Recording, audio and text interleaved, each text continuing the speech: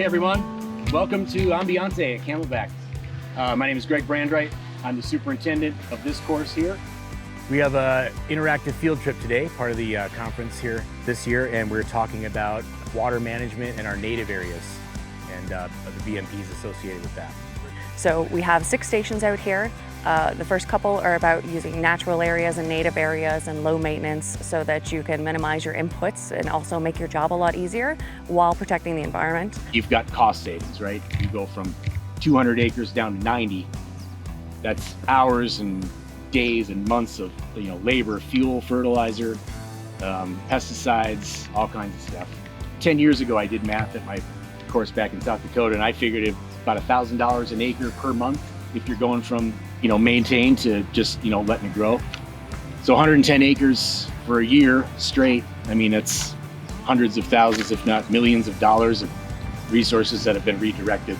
We don't really have a lot of native areas on our golf course, and that was one of the reasons to take this, kind of see other people, what they've done, kind of what they've implemented. It's something we want to do moving forward. So it really helps seeing a golf course that's gone from 200 acres of maintained turf to 80 acres.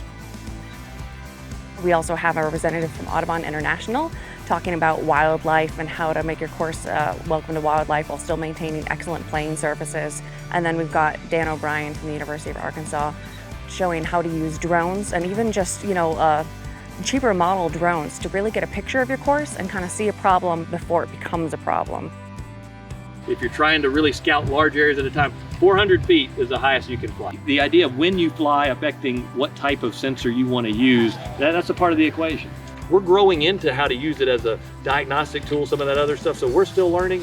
And I guess maybe that's what I want to share with you all, that the science is going to continue to advance. Don't feel like you're too late to the game. It's going to continue to grow, but you can get a lot of value out of the images themselves, and that's certainly something we're doing in our research program.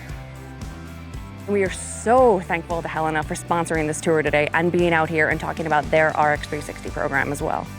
Today we've got our RX60 machinery on display, and RX60 for Helena is a technology platform. We have a soil mapping, we have soil sampling, a smart soil sampling situation, tissue sampling, water sampling, and then we also have drone capabilities for scouting. The drone is capable of doing tree inventories, or if it's an ornamental situation, we can actually take inventory of a nursery from above. In the classroom, you waste time.